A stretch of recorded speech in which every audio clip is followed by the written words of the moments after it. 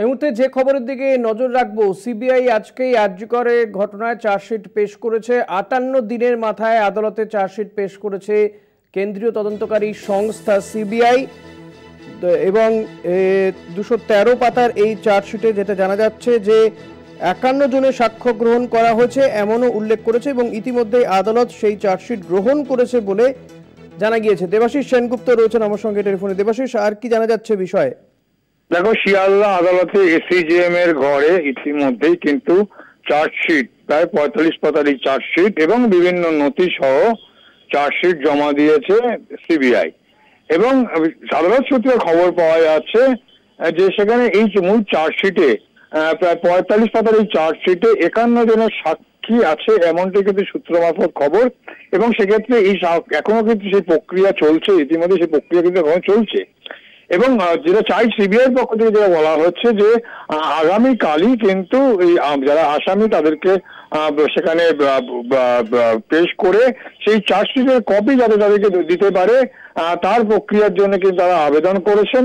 এবং 58 দিনের মধ্যে যেহেতু এই যে বিএনএসএস যে ধারা এইখানে কিন্তু এই ধারায় কিন্তু এখানে 3টি ধারায় উল্লেখ করা হয়েছে বলে শোনা যাচ্ছে। বিএনএসএস 63, 66, 103-1 এই 3টি ধারায় কিন্তু অভিযোগ করা হয়েছে। মূলত সঞ্জয় রায়কে খুন এবং ধর্ষণের মামলায় কিন্তু সেখানে অভিযোগ করা হয়েছে এবং তাকে অভিযুক্ত করা হয়েছে। তারপরে বলা যেতেই পারে কলকাতা পুলিশ ঘটনার পরেই 12 ঘন্টার পরে সঞ্জয় রায়কে কিন্তু শনাক্ত করেছিল এবং মামলার তাকে গ্রেপ্তার করেছিল। এবং বলা যেতে পারে সেই সঞ্জয় রায়ের নামই কিন্তু এই সিবিআই এর যে চার্জশিট পড়ছে সেখানে রয়েছে এমনটাই কিন্তু জানা যাচ্ছে। অর্থাৎ বলা যেতে পারে কলকাতা পুলিশের যে তদন্ত সেই তদন্তই কিন্তু শিলমোহর দিয়েছে সিবিআই। এবং পাশাপাশি বলা যেতে পারে পরবর্তী আরো বেশ কিছু মামলা আছে, যেমন একদিকে যেমন রয়েছে দুর্নীতির মামলা রয়েছে, তথ্য লোপাটের একটা মামলা, দুর্নীতি এবং তথ্য প্রমাণের মামলা আছে এবং সেক্ষেত্রেও কিন্তু কয়েকজন সেখানে কিন্তু গ্রেপ্তার হয়েছে।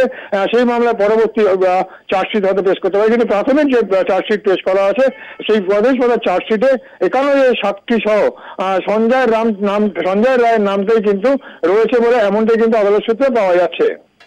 ধন্যবাদ দেবাশিস। কথা বলছিলাম প্রতিনিধি দেবাশিস সেনগুপ্তর সঙ্গে।